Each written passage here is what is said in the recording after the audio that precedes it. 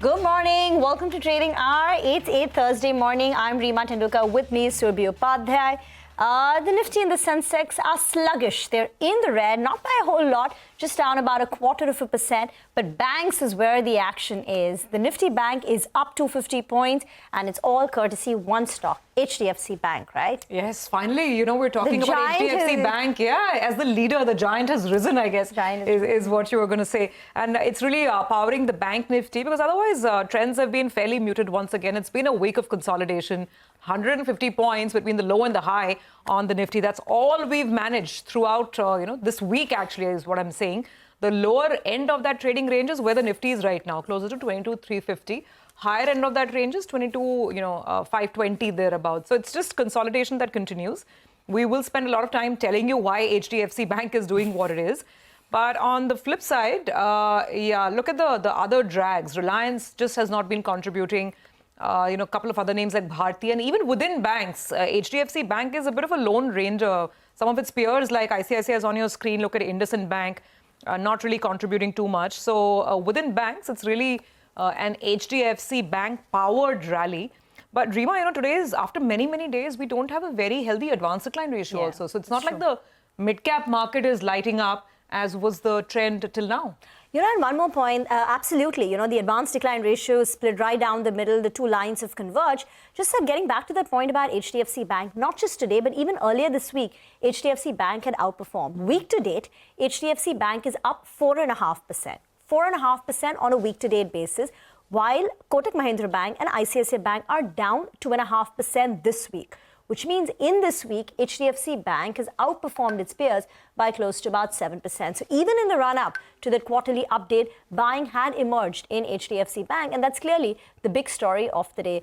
But we have Gautam Baid from Complete Circle Stellar Wealth PMS joining us on the show now. Gautam, started the new fiscal year. It's been a good start. We have a lot of tailwinds also in front of us. The elections where political stability is likely to continue. India's macro looks fairly resilient. But it's just that after the kind of year we've had, last 2 years, it's all about picking individual stocks. So how do you navigate through this volatility and your view on the market? Sure. So first of all, good morning, Surbhi and Reema. Pleasure to be back on your show. You're absolutely right that the valuations in the broader market, especially for the quality names, is still pretty expensive.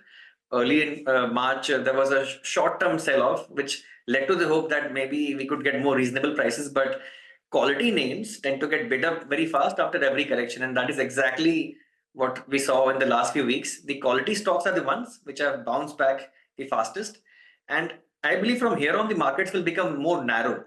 And the focus will shift to those stocks with strong earnings growth visibility and which are enjoying sectoral tailwinds, because they are the ones which will find buying favor after every correction going forward. So one needs to be very selective and have a bottom-up approach, not go down the quality curve and not compromise on valuations. I think if you pay attention to quality and valuations and growth, this holy trinity, then you can do pretty well over the next few years. Okay, so you have to be focused, stock specific, and ensure you stick to quality. Got that, Gautam. Great to have you on the show as always. Since you're telling us to be focused and specific, we really want to discuss two of the themes that you're tracking. Starting first with the BSE. Now, before I ask you the question, I must put the rally in context on BSE. So, guys, can we just pull up a one-year chart? I mean, this is a stock that has gone places and how. The one-year gain on BSE is already 533%. Let's get that one-year chart going on BSE, the Bombay Stock Exchange. There you go. What a move on this stock. It's not alone. A lot of the other plays around the capital markets, infrastructure sort of stocks, which are exchanges, whether it's MCX or brokers like an Angel One, etc. They've all moved higher. BSE has been absolutely phenomenal. So, Gautam, the question, what do you still like about this story, and does it still have the momentum to keep rising despite this huge move? Well, so in our view, BSE Limited is one of the best operating leverage plays in the listed space in India. And there is significant scope for margin improvement as the business gains scale, because a large part of BSE's business is largely fixed cost based. So firstly, BSE has made considerable progress on the Sensex 30 index option contract, while BankX is seeing healthy traction on the expiry days. The management's focus now is to bring non-expiry volumes and to introduce long-dated contracts beyond the current expiry. And it also plans to gradually increase the tariffs on Sensex and BankX contracts beyond the current week. And that is going to be the big operating leverage catalyst for BSE. Secondly, BSE as of today enjoys a 5% market share in the index option premiums in India. And for now, the management is more focused on growing its market share by getting more brokers fully enabled on BSE's platform. And once fully enabled, the company expects its market share to grow further. In most cases, BSE charges much more lower than NSE, as high as 40% lower in certain cases. And that's why in some cases, the business is not profitable right now, but the management wants to rationalize and improve these charges, these broker charges going forward as the business grows and gains scale. Currently, BSE is trading at a 1-year forward P multiple of 40x on FY25 basis. And given the strong earnings potential over the next few years, driven by operating leverage, we expect these premium valuations to sustain. However, I would like to highlight the two key risks with BSE's business. Number one, any significant regulatory clampdown on the derivative segment can be a headwind. And second, any slowdown in the equity market participation can also be a headwind for BSE, because at the end of the day, its fortunes are linked to the capital markets. We own this stock in Complete Circle's Telewealth PMS as well as Telewealth Partner India Fund portfolios. What was the price at which you entered BSE in your portfolio? Because just looking, it was very decent, Rima. We bought it around 2,300. Okay, and what's the upside that you see? It's already at 2,800. The stock has corrected in the recent past, but do you have a fair value in mind at which point you will reassess your holding in BSE? Very difficult to assess the exact fair valuation for a non-linear business like this, Rima, because just like we discussed previously for multi-commodity exchange MCX, the earnings growth can be very non-linear in such cases, because in such high fixed cost businesses, and that's why the key in such stocks is to just stay invested throughout the high growth phase of the company, because in such businesses they start off from cheap valuation, then they go to reasonable valuation, then they go to expensive, then very expensive, and then they ultimately enter a blowout phase. But we are still some way away from that. I think right now the valuations seem reasonable at 40 times 1 year forward, and if you look at the most recent brokerage reports on this company, they are expecting EPS CAGR over the next 3 years of more than 50% for BSE. In the absence of any regulatory clampdown, that's a very important point, because we have seen in the recent past that the regulator is trying to just reduce the exuberance in the futures and options segment. So we'll cross the bridge when we come to it, but for now, the prospects look pretty strong for BSE. Okay, there is one more stock that you're recommending, which I think you hold in your PMS also, Equitas Small Finance Bank. Tell us more about it. Why now? So Rima, I think the recent stock price underperformance of Equitas Small Finance Bank is presenting an opportunity for long-term investors, because this stock at the current price offers earnings growth visibility as well as potential for valuation re-rating. The credit to deposit ratio for Equitas Small Finance Bank, this is a ratio which many analysts track in the banking industry, especially in the recent past. The credit to deposit ratio for Equitas Small Finance Bank is expected to moderate with deposits picking up, and deposit mobilization has been pretty robust for Equitas in the last few months, primarily driven by the rise of retail term deposit products of 444 days and 888 days. That is where the bank is offering very attractive interest rates to depositors, and that's why the CASA ratio is improving for Equitas Small Finance Bank. If you speak about valuations, currently Equitas Small Finance Bank is trading at a price to book on FY26 basis of 1.4 times, and we believe these valuations are very attractive because of 4 primary reasons. Number one, over the next 3 years, the expected growth rate in the loan book and the earnings for this company is expected around 23 to 25%. This is the management guidance.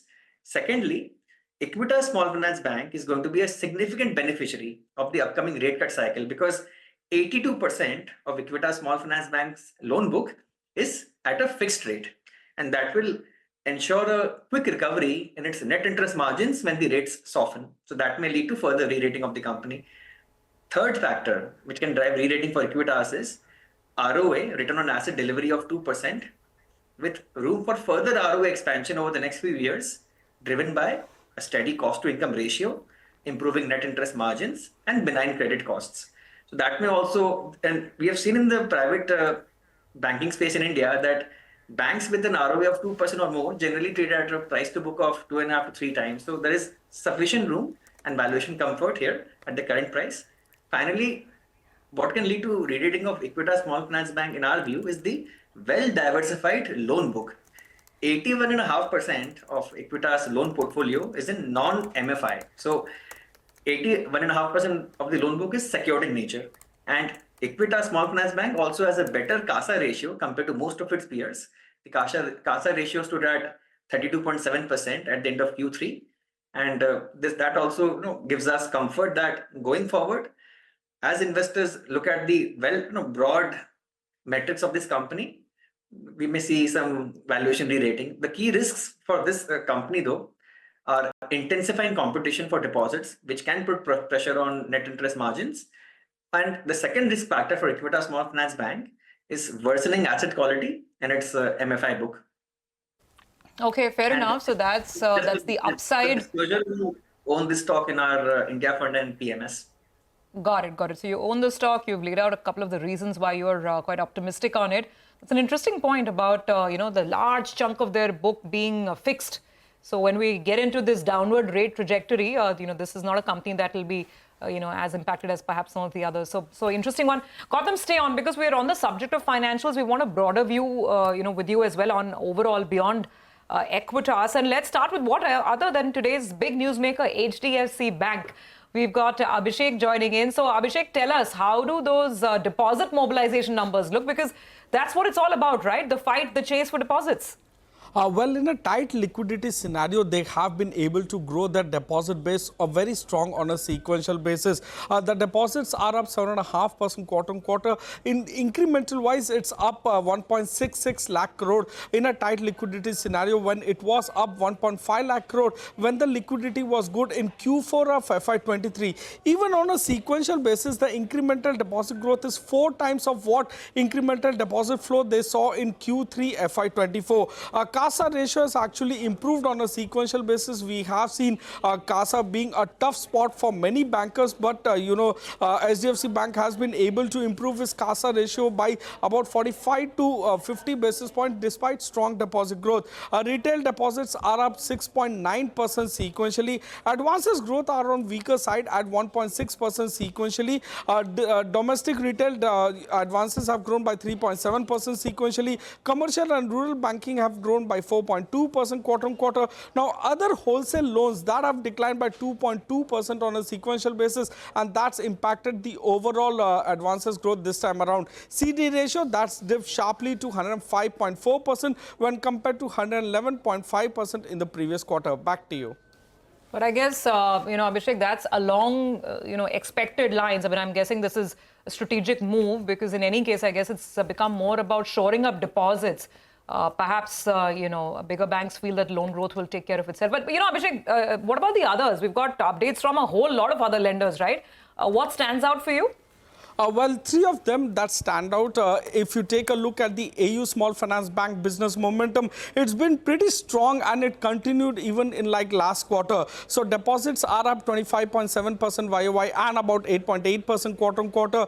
Now, CASA ratio continues to decline. It's now down to 33% when compared to 33.9% in the previous quarter. It's an industry trend. AUM growth is pretty strong at more than 28% YOY and close to 8% quarter-on-quarter. Cost of funds, that continues to inch up, and it's now at 6.98% versus 6.9% in the previous quarter, but the incremental pace has actually started to reduce for them. Suryodaya Small Finance Bank, robust business momentum actually continues over there. Deposits are up nearly 20% quarter-on-quarter.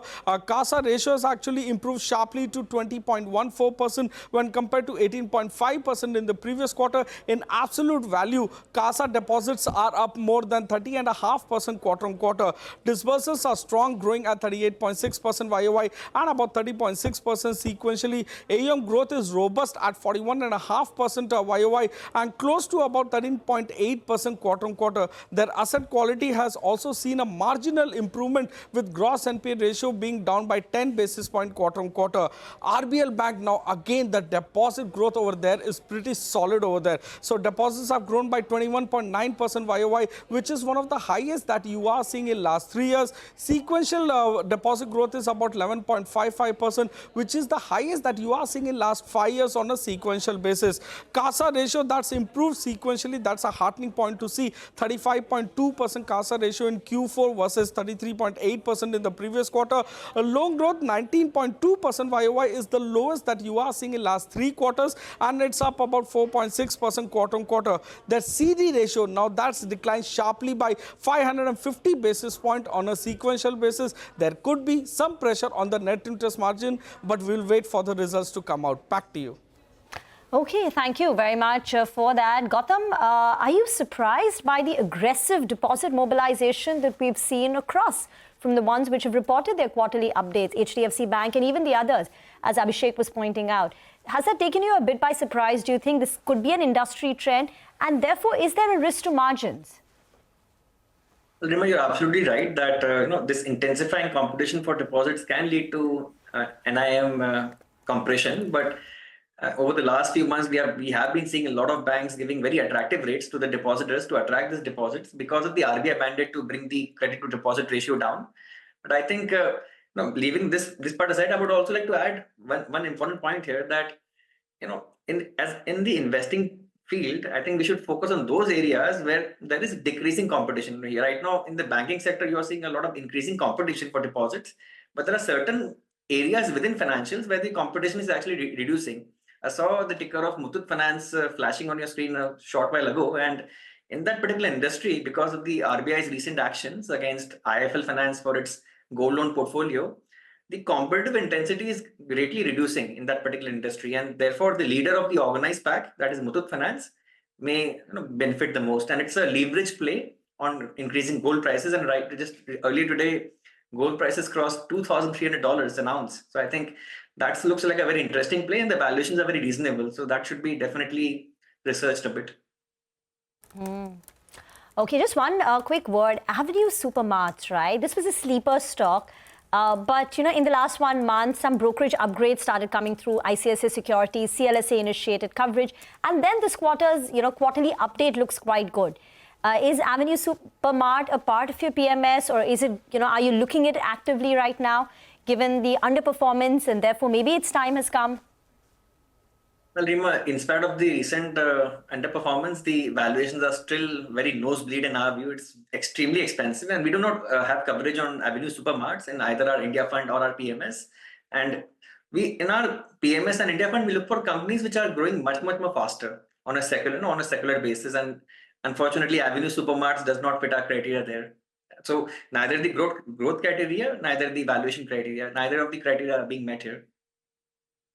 Okay, so that's Avenue. Gautam, before we let you go, I just have a broader question, observing what's been going on with discretionary consumption, right? This was a week where we got to know that the Aditya Birla Group is now splitting their fashion and apparel business as well. I mean, Aditya Birla Fashion and Retail is getting split down the middle, and we know what Trend has done. So, A, do you have any interest in this space, which is discretionary urban consumer? Maybe through apparel, maybe through any other format of consumption. And B, if you do, then what's the sense? I mean, how should we look at, perhaps playing this?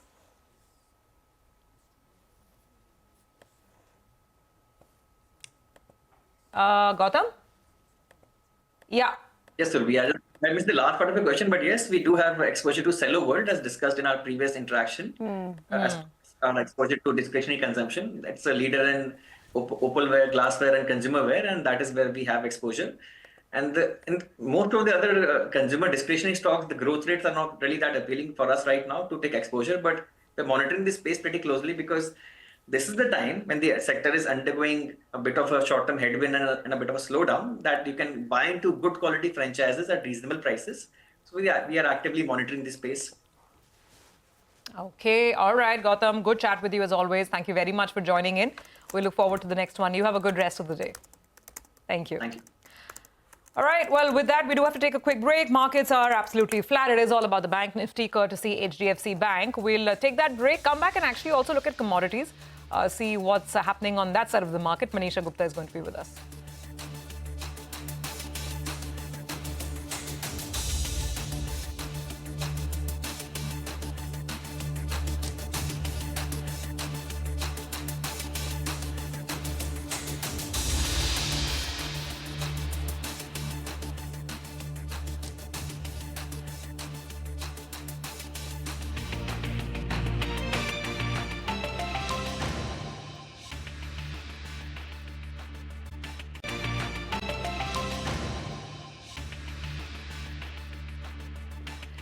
Welcome back. You're with us, and we are looking at commodities now on Trading Hour. As promised, Manisha Gupta with a focus on gold today.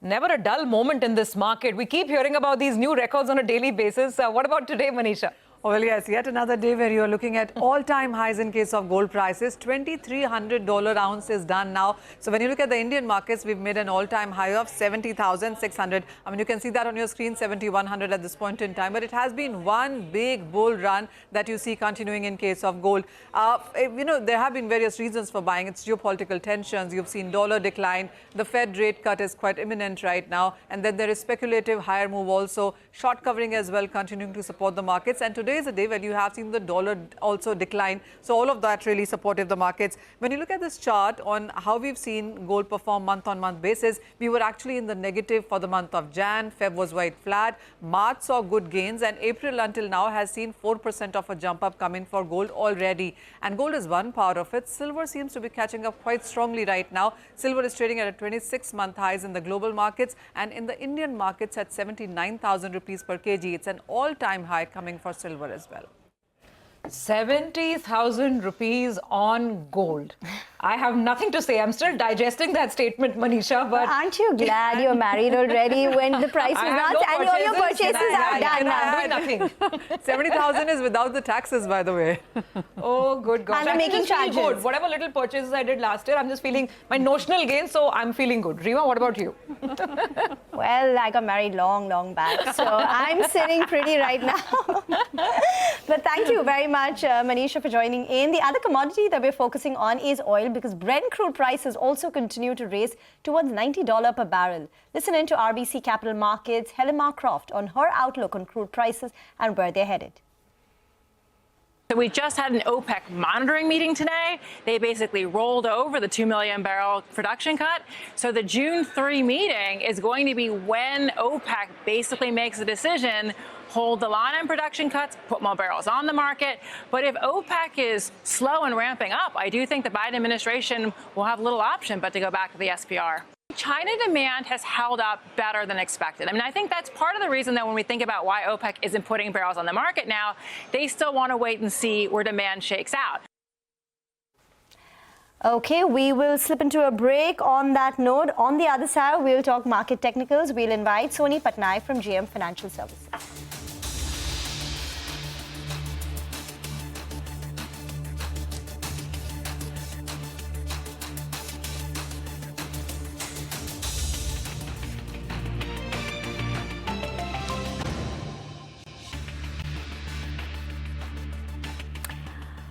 Welcome back. The Indian market has had a stellar run over the last 4 years. And this morning, when the Nifty crossed the milestone of 22,533, it had risen 3 times from its COVID low of 7,511. Well, do you even remember that number, 7,511? And look at the markets right now, 22,000 plus. So Hormus is joining in to tell us how the last 3 years have panned out and which are the stocks which have done very well. Hormus. You know, we are in a market where an up day is any other normal course of business, but a down day now is not termed as a trend reversal anymore or things going awry, but an opportunity to buy more. But little did we know that on the 24th of March 2020 that we'd be standing here 4 years later celebrating the Nifty scaling one new peak after another. Now, a day after the nation went into the lockdown to combat at the COVID-19 pandemic, the Nifty made a low of 7511. Since then, the Nifty has tripled from those levels after it crossed 22,533 this morning. Now, of course, the broader markets have outperformed a lot more compared to the Nifty. The mid-cap and the small-cap indices are well over 300% during the same period, while the realty index is among the top sectoral performers with gains of over 400%. But the top sectoral gainer is none among your usual suspects, not auto, not IT, not FMCG, it is PSU banks. And the stellar run in state-run lenders has taken the PSU bank index up by 440% from its lows on the 24th of March. Now, what among the Nifty has moved the most since that day? The Adani Enterprises tops that chart. Then comes Tata Motors riding on the back of a stellar run in 2021, in 2023, and it's already up 30% this year as well. Now, then comes the metal names, Hindalco, JSW Steel, Tata Steel, and the infrastructure giant L&T, which is also well up over 400%. Now, on the flip side, there are some stocks that have barely moved, and HUL is a case in point, just 12% in 4 years. Now, as they say, the proof lies in the pudding, and what more proof do we need to show the kind of market that we are in, that TCS, after a 129% surge in 4 years, features among the worst performers on the Nifty. Now, within the broader markets, we have 17 names in the mid-cap index that have risen 1,000% or more since that 2020 low. And CG Power tops that charts here, followed by KPIT Tech, BSE, FACT, and others.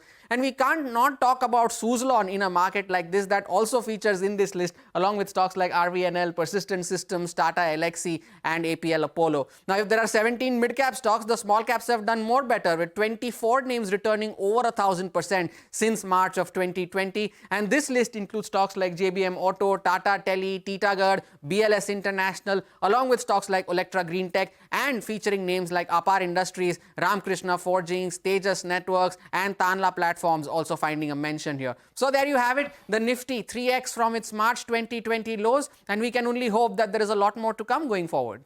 Armaz, fantastic recap. It's almost a trip down memory lane, right? Because this has been a three-year one-way journey. And if we just go back in time, Rima, you would remember, I mean, who would have thought when the Nifty hit that level of, 7,000 and plus, at that point in time, you would have imagined that, stocks of companies which are in everyday consumption, that whatever never goes out of fashion, your FMCG, they'll be the best performers. They're not. At that time, the talk was that people are moving to the hinterland. So empty office spaces, real estate is going to go through a major crunch. Look at that, the best performing sector. And then there are PSUs. It's been really, I think, the rally that only few could have predicted. Oh, absolutely. Let's find out what lies ahead now. Soni Patnaik is with us now for a quick technical check on the markets. Soni, a quick comment on the last, 4 years, and what it's taught you, and also then the near-term trends. Hi, good morning, Rima. Thank you so much for having me on the show. I think, yes, definitely the only thing that I have learned from this market and, more than 4 years is just to have patience and not to panic over any sort of, intraday volatility, or we may see some sort of a trend decline. It's more about patience and, just like enter into quality stocks and, have those key levels watched out for. Just pick out the right stocks and, just have the patience, and definitely it'll help you out in the long term. So I think that's the key learning from me. And if we talk about the short-term trend for Nifty, so we can see that, it has, there's a positive line today that, it broke the congestion of 22,500, 520, 530 levels. It broke the congestion via gap up. Did not sustain, but I don't see that's much of a look for a panic right now. The important is to understand the support of 22,300, which is very strong as of now. The put call ratio of 22,300 for today's expiry is still above 2.5, which is indicating that, the expiry is going to be above 22,350, 400 level as well. So I think this could be a buy zone for Nifty. We can see with this support, 22,300, 22,200 can be a buy zone for Nifty, and, keeping a stop loss of 22,000, and once it can head higher towards 22,800, above that 23,000 can also get tested. What can lead Nifty to these targets is Bank Nifty. Looking quite strong, Bank Nifty. It has broken the resistance of 47,500, 48,000 resistance zone. That's very important to watch out for, because it started with the important, crucial support of 47,000. So I think Bank Nifty is the one that will lead Nifty to the higher levels. And for Bank Nifty, it can head towards 49,500, 50,000 levels as well. Okay, all right. Got that, Soni. Now, let's also talk about individual stocks. I mean, anything specific, broader markets, anything that's popping up on your radar? Good morning, Surbhi. So because I'm quite bullish on Bank Nifty, the first stock comes the stock which can lead Bank Nifty. It's HDFC Bank. I think it's given a very strong option chain breakout today above 1500 level on charts as well. It's looking quite strong. So HDFC Bank can buy at current levels, keeping a stop loss of 1490 and a target of 1580, 1600 can be looked forward for HDFC Bank. The second pick is in Bharat Forge. Bharat Forge is giving a good breakout on intraday charts today with good short covering seen on derivatives data. So Bharat Forge can buy at current levels with stop loss 1140 and target of 1200, 1210. Thank you very much for that. As we slip into a short break, here is something that you should not miss out on. CNBC-TV18 presents India Exchange, where market experts, industry stalwarts will collaborate on insightful discussions on India's economic path and the evolving dynamics of the Indian market. We're going to be mapping the macros with Citi India economist Samiran Chakraborty, catch a jugalbandi between market veterans Manish Chokhani, Ramdev Agarwal, the return of the animal spirits within India Inc., a conversation with V. Vaidyanathan of IDFC Bank, Keki Mistry and Manish Kejriwal of Kidara Capital. And chasing alpha with market experts like Nilesh Shah of Kotak, Prashant Khemka, White Oak Capital and Anish Tawakle of ICICI Pru MF. Don't miss out on this. Tune in to CNBC TV18 today, evening 5:30 p.m. onwards.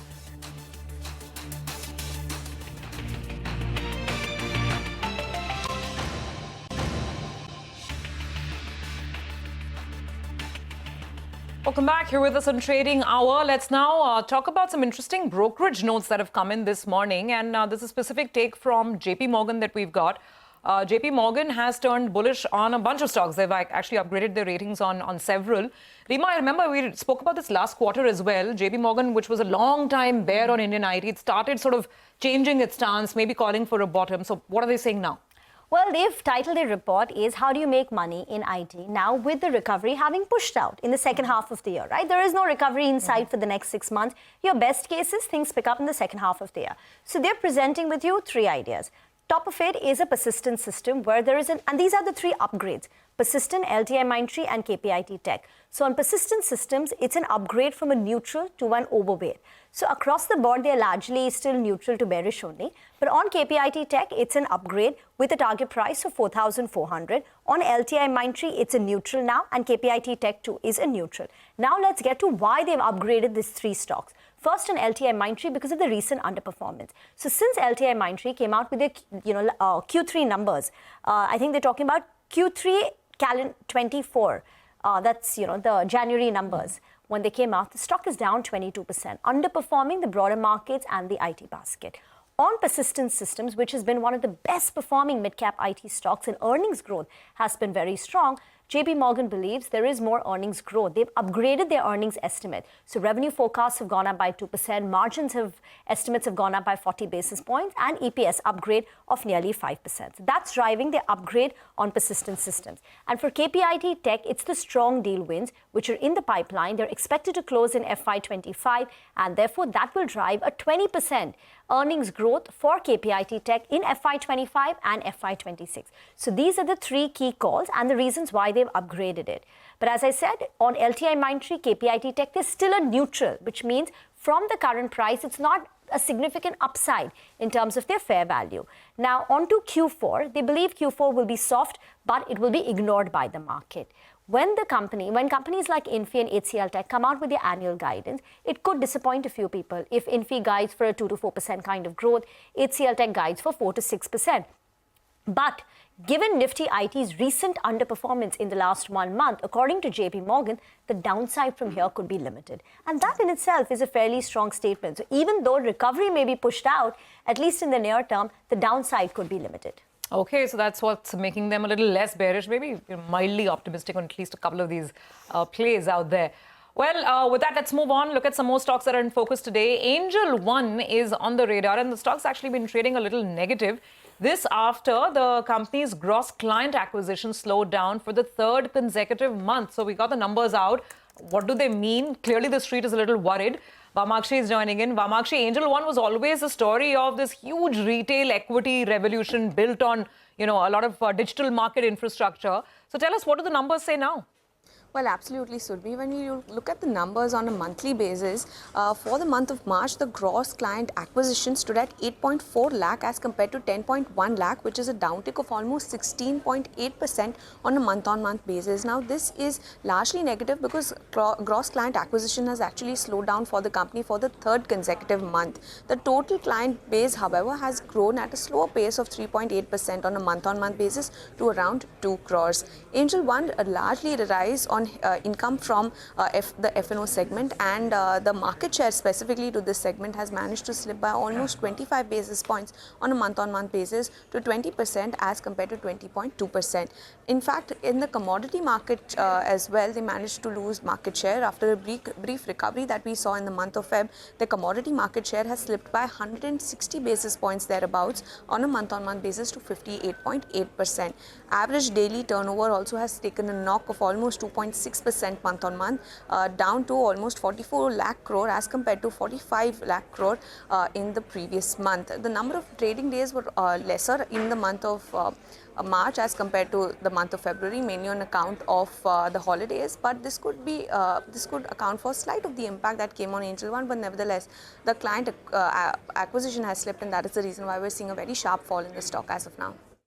4.5% down today and 13% since the start of the year. But remember, it's a stock which is up 160% in the last 1 year. But year to date, you are seeing some pressure in Angel One. Thanks, Vamakshi, for that. Some other stocks which are on our radar are Hindustan Zinc and Vedanta. Nigel joins in with the latest news. Nigel? Well, Vedanta as well as Hindustan Zinc will continue to remain in focus because of the kind of spike that we've seen in commodity prices, namely aluminium, copper, you have silver as well as zinc. Now, let's run you through a few details. Overnight, what we got on the exchanges was that the company has gone ahead and commissioned alumina capacity. That's the raw material for their aluminium business. So, as they mentioned in the past, they're looking at taking the alumina capacity to around 5 million tons. As of now, they've taken it to around 3.5 million tons. So, some backward integrations is good for them. But if you want to play silver, there's only one way you can play it. That's via Hindustan Zinc, which is in turn owned by Vedanta. Let's give you a few details. Silver now is at a 2-year high. Overnight, you did have dollar index as well that cooled off. And both these two are ingredients for the stock to do well. But why is silver important for Hindustan Zinc? Where it contributes only around 20% of revenues. But to the EBIT, it contributes nearly around 45%. And the margins are very, very high, in excess of 85%, because it's a byproduct for the Hindustan Zinc business. So that's the reason why Hindustan Zinc will get some bit of a support in terms of its earnings going ahead. Remember, silver prices are more than $26 an ounce, while the street is working with a number of around $25 an ounce. So there could be an additional kicker that comes in from there. Now, why is Vedanta in focus? Because Vedanta holds 65% stake in Hindustan Zinc, and Hindustan Zinc, only 2.5% equity is in the market. So a more liquid name will be Vedanta, and it has some valuation support as well. But as always is the case, the promoter entity, you don't know what they'll do next, but otherwise, valuation-wise, commodity prices, and the only play on zinc. That's why both these two stocks should be on your radar. Back to you. Angela, I liked how you put the rider, just putting it out there in the universe, right? What will the promoters do next? We don't know. All right, got it. Thank you very much for that. That's the update on Vedanta and Hindustan Zinc. Well, let's move on now and talk about the next big event that the market is going to watch out for. And that, of course, is going to be the monetary policy decision tomorrow. The Reserve Bank of India's Monetary Policy Committee is meeting underway. The meeting is currently underway with the policy decision scheduled to be announced tomorrow on the 5th of April. Our colleague Ritu Singh is getting us the key expectations from this meeting. Ritu? Don't expect any changes in rates or stance just yet, but watch out for the macro forecasts with a potential GDP growth upgrade on the cards, according to a CNBC-TV18 poll. There's also an expectation that RBI is going to signal that it will keep liquidity comfortable. Now, if all of this comes true, it is going to be bullish for stocks. 60% of our respondents said that they are going to focus on RBI's growth and inflation projection, with others highlighting that they're going to watch out for any signal that the stance could be shifted towards neutral, or if the tone turns a bit more hawkish given the exuberance in the system which RBI has been highlighting.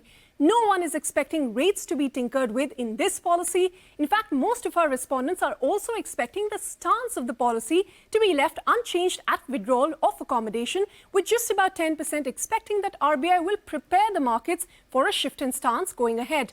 The first rate cut is only expected in the October policy later this year by most of the respondents, with some expecting it by August, but no earlier than that. On the liquidity front, the respondents largely expect RBI to signal comfortable liquidity. Now, since the last policy, liquidity conditions have eased and RBI has been actively managing liquidity with multiple interventions at both ends, and participants expect that RBI will continue with this and also reiterate its preference to stay nimble with market operations.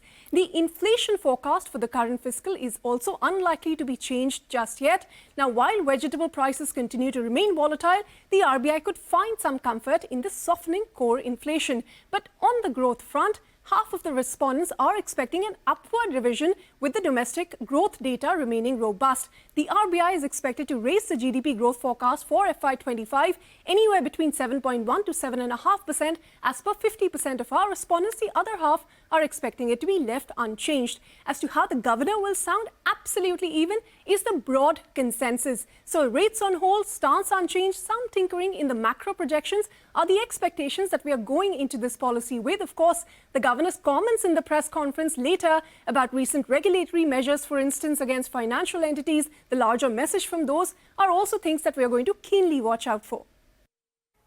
Thank you, Ritu, for that comprehensive take. We'll slip into a break. On the other side, we'll get you more on the market. Stay tuned.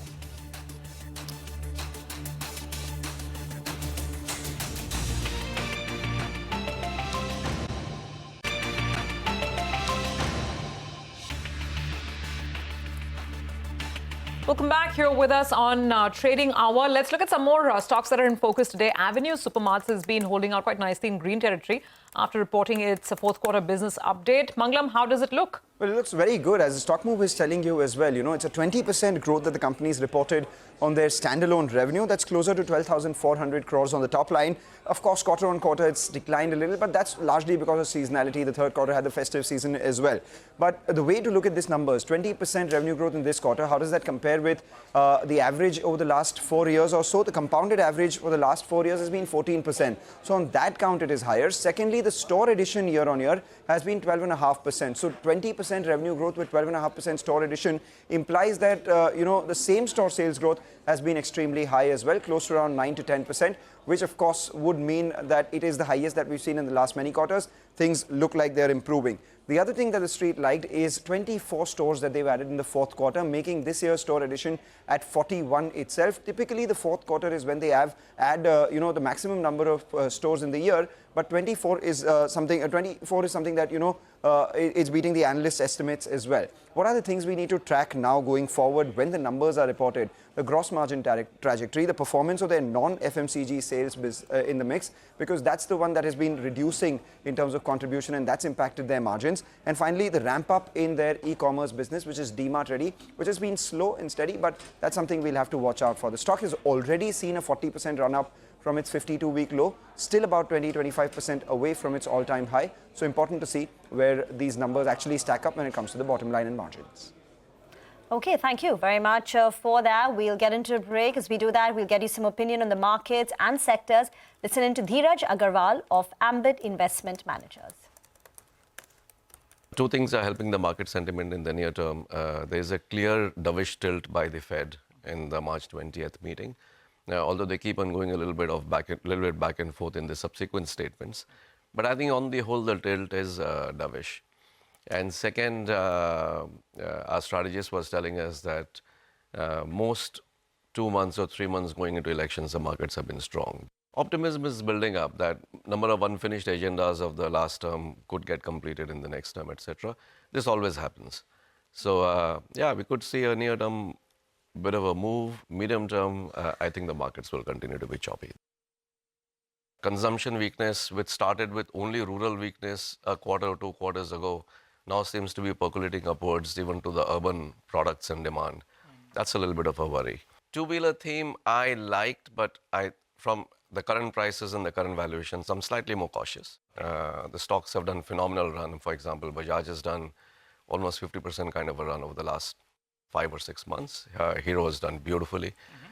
So has TVS.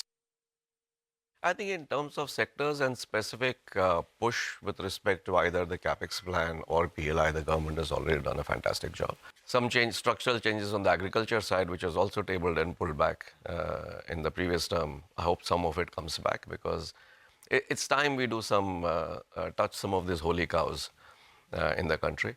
And same for land acquisition. So the next big thrust India requires is manufacturing. 2 or 3 things. One is, one of the biggest trend in the consumption sector is formalization. That trend started in, let's say, 2017 or 18, gathered pace post 2020, 21. So there are a few spaces, and Avenue is a classic example of that, right? So there are a few spaces within the consumption space where even if the headline growth is a little slower, some of the stronger names in the sector can continue to grow at a very fast clip because informal is still a large part of the pie as compared to the formal.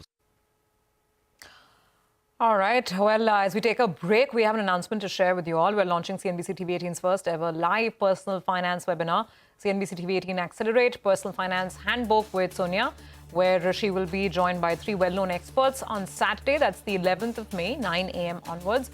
We'll be diving into everything you need to know to master your finances and learn how to grow your wealth, be it insurance, tax savings, managing your portfolio, retirement planning. There's lots to learn and to do, whether you're in your 20s, 30s or 40s. This live webinar is for you. We have limited seats, so don't miss this chance and register now. You can scan the QR code or log on to CNBC-TV18.com and we'll see you on the 11th.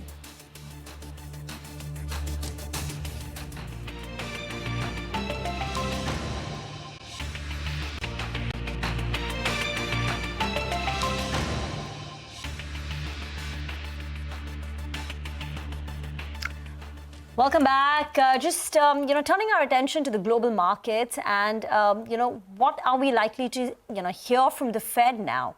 So the timing of the potential interest rate cuts continue to remain fairly uncertain.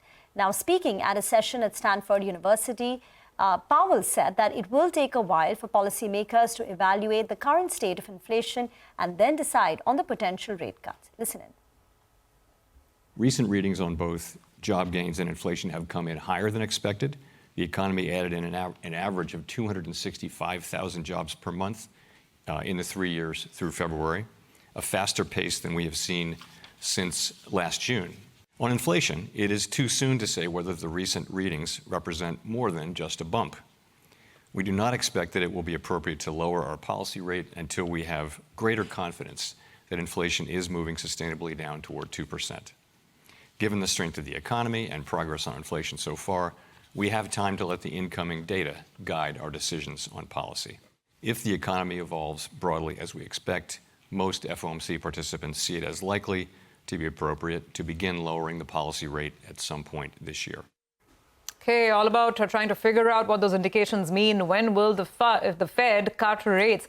Let's also listen in to Atlanta Fed President Raphael Bostic, who spoke on what he thinks is the expected timeline for the rate cuts. I think it'll be appropriate for us to start moving down at the end of this year, the fourth quarter, and we'll just have to see whether the data come on. But my outlook right now is that inflation is really just going to drop incrementally through the course of 2024, and that incremental progress will continue into 2025, and we won't get to our 2% target till sometime in early 2026. So with that outlook, I think that we have time to be patient, and we can just watch the economy and see if that's how things actually play out. And as we wrap up on the show, we leave you with an opinion coming in from private equity giant Blackstone, and they're betting big on India. Blackstone's president, Jonathan Gray, who's currently in India, has said that India is the 3rd most important market for the company after US and UK. Listen in to those comments, and we're going to take your leave on Trading Hour. Thank you. India is actually quite important to our firm. It's our biggest investment market in Asia, and when you look at our equity investing across our firm, first is the United States, no surprise. Second, United Kingdom. India's 3rd when it comes to equity investing for us. So it's very important for our private equity business, for our real estate business. Over time, we hope to expand, hopefully into infrastructure, growth equity, maybe private credit over time. But this is a market that served us very well. We'll continue to expand really in the areas we have been over time. Part of that will come from growth in the companies we're already invested in. But in terms of where we'll deploy capital, I think a lot of it will be in companies in the made from India category, which is India exporting out to the rest of the world, something we've done a lot of. We did that with an EV parts manufacturer business called Sona Comstar. A lot of it will come from IT services. We've done a lot of that exporting to the rest of the world. And then I'd say made for India. We think there's a lot of opportunity serving this middle class. So it's an export-oriented focus. It's also focused on the middle class here. I think energy transition can be another area because there's so much need for energy here. You know, all of us want to try to find opportunities in that space. And then in real estate, it's supporting those efforts. So it's IT parts, supporting that IT push. It's logistics, which can be last mile for e-commerce or for companies exporting. And it's data centers. One of our biggest pushes globally at the firm has been digital infrastructure, which is really the physical manifestation of AI. India's short data centers. We've built a company in that space. We've got a couple of projects under development. We're excited about that too.